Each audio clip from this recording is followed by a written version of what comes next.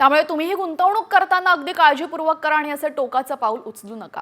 या आंतरराज्यातील महत्त्वाच्या बातम्या पाहूयात वेगवान स्वरूपात। मढी यात्रेमध्ये मुस्लिम समाजाच्या व्यावसायिकांबाबत जो ठराव करण्यात आला होता तो आता प्रशासनाकडून रद्द करण्यात आलेला आहे। व्यावसायिकांना व्यवसायासाठी जागा देण्यात येणार नसल्याचा ठराव 22 फेब्रुवारी रोजी ग्रामसभेत करण्यात आला।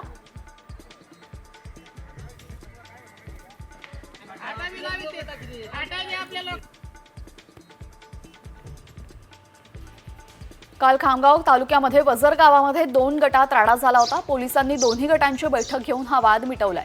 महापुरुषांच्या अनधिकृतरित्या बसवलेल्या पुतळ्याबद्दल हा वाद निर्माण झाला। या ठिकाणी हाणामारी आणि दगडफेकही झाली। सध्या गावामध्ये शांतता असून कुठलाही अनुचित प्रकार घडलेला नाही।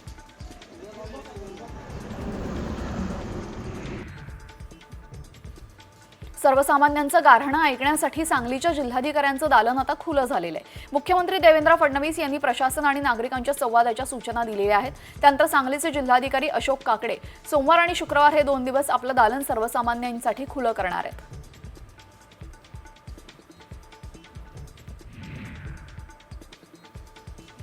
आता जळगाव विमानतळाचा विकास अधिक वेगाने होण्याची शक्यता आहे, कारण जळगाव विमानतळाच्या विस्तारासाठी 5.20 हेक्टर क्षेत्र विमानतळ प्राधिकरणाकडे हस्तांतरित करण्यासाठी राज्य शासनाने मान्यता दिलेली आहे। आता जळगाव विमानतळाच्या विस्ताराचं काम कधी सुरू होतं हे पाहणं महत्त्वाचं ठरेल।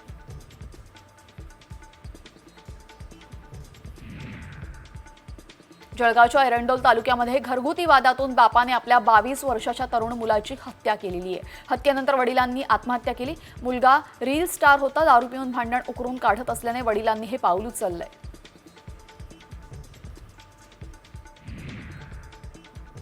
वाघोलीमध्ये गांजा विक्री आणि खरेदी करणाऱ्या 4 अटक करण्यात आलेली। त्यांच्यावर NDPS कायद्याअंतर्गत गुन्हा दाखल करण्यात आलेला आहे। नागेश लष्करे, रिजवान शेख, महेश गायकवाड, सौरभ तपासे असा आरोपींची नावं असून वाघोली पोलिसांना या आरोपींच्या हालचालींवर संशय आल्याने चौकशीतून ही बाब समोर आली आहे।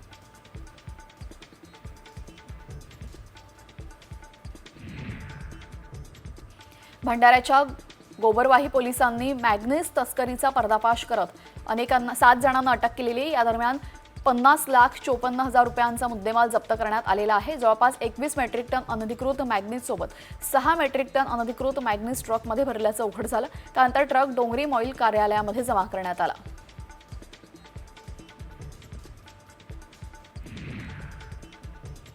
अंबरनाथमध्ये हायवेवर रेसिंग करणाऱ्या 2 दुचाकींनी एका रिक्षाला धडक दिलेली। यामध्ये रिक्षा उलटली आणि रिक्षातील प्रवासी गंभीर जखमी झाला। या सर्व जखमींवर उल्हासनगरच्या खासगी रुग्णालयामध्ये उपचार सुरू आहेत।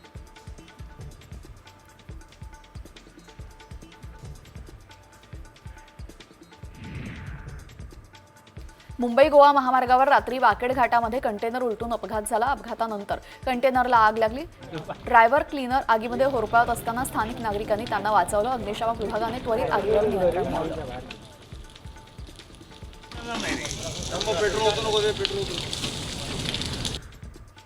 यवतमाळच्या टिपेश्वर अभयारण्यातून धाराशिवमध्ये आलेल्या वाघाला पकडण्यासाठी वनविभागाला मिळालेली मुदत आता संपलेली आहे। मात्र वाघ पकडण्यात वनविभाग सपशेल अपयशी ठरलाय। 28 फेब्रुवारीला संपलेली मुदत वाढवण्याची मागणी वनविभागाकडून करण्यात आली। मात्र पुन्हा मुदत वाढ मिळणार का हे पाहणं महत्त्वाचं ठरेल।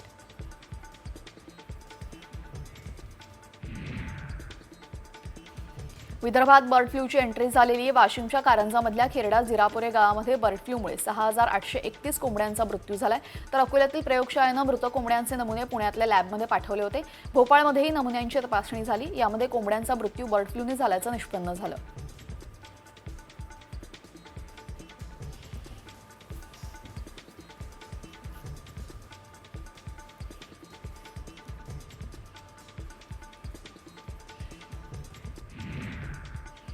आता बातमी आहे साम टीव्हीच्या दणक्याची।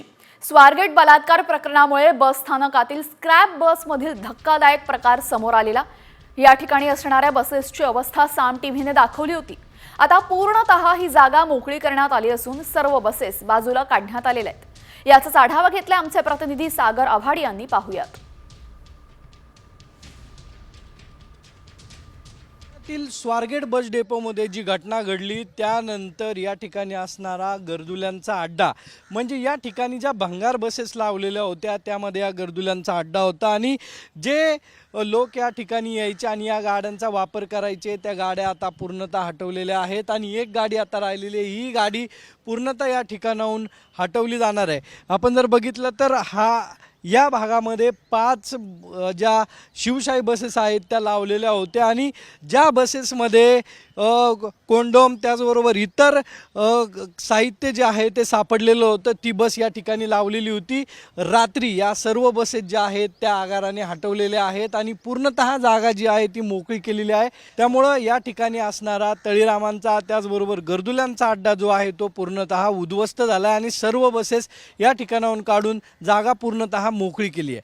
कॅमेरामन किरण कादळेसह सागरवाड, साम टीव्ही, पुणे। तर साम टीव्हीच्या बातमीचा दणका आपण पाहिला। आता वळूयात इतर बातम्यांकडे। बातमी आहे मुंबई विद्यापीठासंदर्भातली। मुंबई विद्यापीठाचा मुलांच्या भविष्याशी खेळ सुरू आहे का असा सवाल आता उपस्थित होतोय, कारण विद्यापीठाच्या पदवी प्रमाणपत्रावर मुंबई विद्यापीठ नावाच्या स्पेलिंगमध्ये चूक आढळली आहे। काही महाविद्यालयांच्या मुंबई विद्यापीठाकडे तक्रारी आलेल्या असून प्रमाणपत्र बदलून देण्याची मागणी महाविद्यालयाकडून विद्यापीठाकडे करण्यात आलेली आहे। मात्र या चुकीमुळे पदवी प्रमाणपत्राच्या विश्वासार्हतेवर प्रश्नचिन्ह उपस्थित होत आहे। पदवी प्रमाणपत्रावर स्पेलिंग मिस्टेक होते आणि त्यामुळेच विद्यापीठाचा हा एकूणच गजब कारभार समोर आलेला आहे आणि यामुळे विद्यार्थ्यांच्या भविष्याशी खेळ सुरू आहे का असा सवालही, असा संतप्त सवालही विचारला जातोय। दरम्यान या मोठ्या चुकीमुळे प्रमाणपत्राची विश्वासार्हता सुद्धा, त्याच्यावर सुद्धा प्रश्नचिन्ह उपस्थित होत आहे। या आंतरराज्यासह देशातल्या महत्त्वाच्या बातम्या वेगवान स्वरूपात टॉप 50च्या माध्यमातून। पुणे मेट्रोनं महिला दिनानिमित्त खास महिलांसाठी ऑफर दिलेली आहे। 20 रुपयांमध्ये 1 पुणे कार्ड देत आहेत। ही ऑफर 1 ते 8 मार्च दरम्यान आहे। दरम्यान महिलांना मेट्रोमध्ये प्रवास करताना मिळणार आहे। कार्डची किंमत 118 रुपये असून ते केवळ 20 रुपयांमध्ये महिलांसाठी उपलब्ध होणार आहे।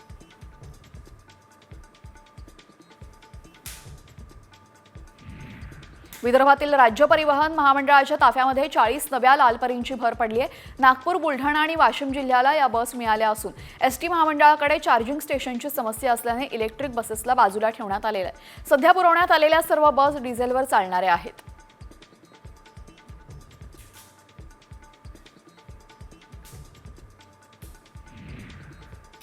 कोपरखैरणे पोलीस ठाण्याच्या हद्दीमध्ये रात्रीच्या सुमारास कोम्बिंग ऑपरेशन राबवण्यात आलं। या ऑपरेशनमध्ये 18 अधिकारी आणि 19 कर्मचारी सहभागी झाले। यावेळेस मोटर वाहन कायदा, जुगार प्रतिबंधक कायदा यासोबत हिस्ट्री शीटर आणि गुंडा रजिस्टर, लॉज तपासणी, फरार आरोपी तपास अशा गंभीर प्रकारच्या कारवाया करण्यात आल्या।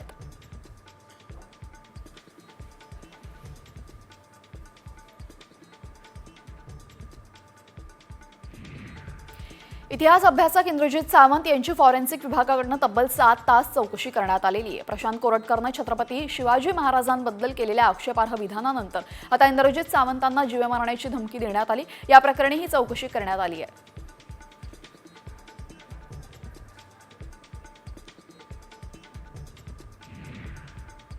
महाराष्ट्र राज्य माध्यमिक आणि उच्च माध्यमिक शिक्षण मंडळाच्या मुख्यालयामध्ये गैरप्रकार उघडकीस आलेला आहे। जीवशास्त्र विषयाच्या मुख्य नियामकांच्या बैठकीवेळी लातूर प्रमुख नियामकाने नमुना उत्तरपत्रिकेचे 2 फोटो शिक्षकांना पाठवले।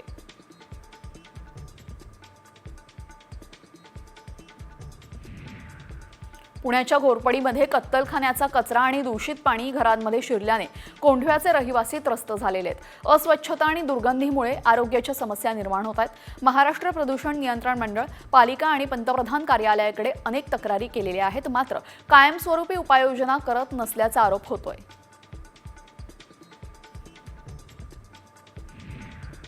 राज्यातील 11वीच्या प्रवेश प्रक्रियेबाबत मोठा निर्णय घेण्यात आलेला आहे। गेली काही वर्ष 5 ठिकाणी राबवण्यात येणारी 11वीची ऑनलाईन प्रवेश प्रक्रिया आता राज्यभरामध्ये केंद्रीय ऑनलाईन पद्धतीनेच राबवण्यात येणार आहे। शैक्षणिक वर्ष 2025-26 पासून हा निर्णय लागू होणार आहे।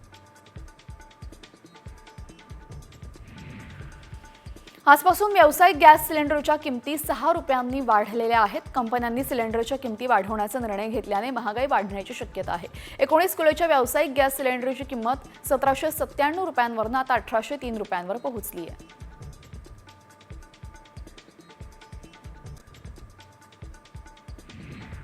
ईपीएफवर व्याजदर 8.25% कायम आहे. 2023-24 साठी पीएफवरील व्याजदर 8.25% होता, जो 22-23 मध्ये 8.15% पातळीवरनं वाढवण्यात आला होता.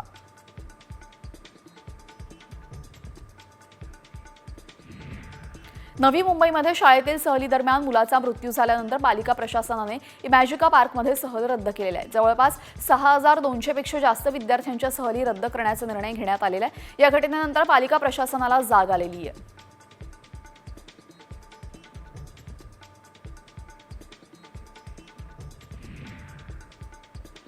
उल्वे इथं खाडी पुलावर आढळलेल्या मृतदेहाची ओळख पटवून हत्येचा गुन्हा उघडकीस आणण्यात पोलिसांना यश आलेलं आहे. सचिन मोरे असं मृत इसमाचं नाव असून त्याच्या पत्नीनेच आपला अल्पवयीन मुलगा आणि मित्राच्या सहाय्याने त्याची हत्या केल्याचं उघड झालेलं आहे. पुणे पोलिसांनी कुख्यात गुंड गजा मारणेची फॉर्च्युनर गाडी जप्त केलेली आहे. मात्र ही गाडी मारणेने दुसऱ्याच्या नावावर घेतलेली. गजा मारणेसोबत सिनेमा पाहण्यासाठी आलेले सर्वच जण पोलिसांच्या रडारवर असून पोलिसांनी यापूर्वी अटक केलेल्या आरोपींच्या दुचाकी जप्त केलेल्या आहेत.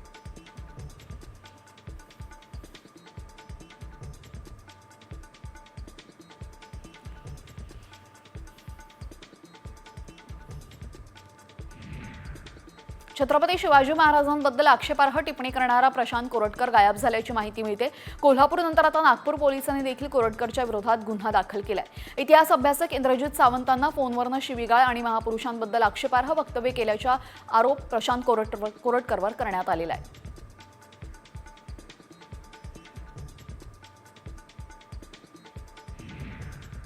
डोनाल्ड ट्रम्प आणि युक्रेनचे राष्ट्रपती झेलेन्स्की यांच्यामध्ये व्हाईट हाऊसमध्ये खडाजंगी झालेली आहे. डोनाल्ड ट्रम्प यांनी युक्रेनचे रशियासोबत युद्धविराम घोषित करण्यासाठी तडजोड केली पाहिजे असं स्पष्ट शब्दात सांगितलं. मात्र झेलेन्स्की यांनीही आक्रमक पवित्रा घेत युद्धविरामाच्या प्रस्तावाचा तीव्र शब्दात विरोध केलेला आहे.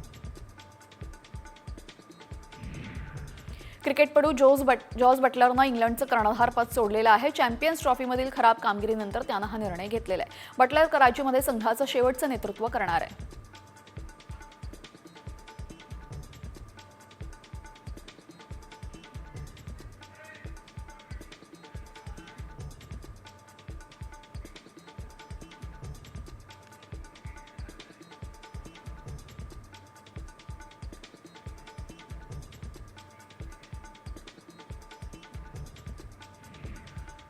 आता बातमी तुमच्यासाठी अत्यंत महत्त्वाची. तुम्ही जर केक खात असाल तर वेळीच सावध व्हा, कारण तुम्ही खात असलेल्या केकमुळे तुम्ही आजारी पडू शकता. इतकंच नाही तर कॅन्सर सारखा गंभीर आजारही तुम्हाला होऊ शकतो. आम्ही असं का म्हणतोय त्यासाठी तुम्ही हा स्पेशल रिपोर्ट पहा. हेलो फ्रेंड्स, सस्ते सस्ते केक्स एंड क्रीम रोल्स खाते हो ना बाहर जाके, देखो बनते कैसे हैं. कितने अनहाइजीनिक गंदे तरीके से आपके लिए खाना हैंडल किया जाता है. Think of the quality of the ingredients.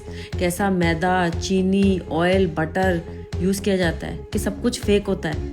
Cancer causing artificial colours भी यूज़ किए जाते हैं. आज सस्ता खाना खा रहे हो, कल महंगे महंगे डॉक्टरों के बिल किसके बनेंगे? आपके बनेंगे. सोचो. तुम्ही केक खाताय तर सावध व्हा, कारण असे केक खात असाल तर आजारी पडू शकता. इतकंच नाही तर कॅन्सर सारखा गंभीर आजार होऊ शकतो असा दावा करण्यात आलाय. स्वस्त केक खाल, कॅन्सर न जाल. आवडीनं केक खाणं पडेल महागात. व्हायरल व्हिडिओ मागचं सत्य काय? तुम्ही खात असलेला केक कसा बनवतात हे आपल्याला माहिती नसतं. मात्र हा व्हिडिओ पाहिल्यानंतर तुम्ही केक खाणं सोडून द्याल, कारण पैसे कमवण्याच्या नादात अनेक जण तुमचं आरोग्य धोक्यात घालतायत. या व्हिडिओत बघा.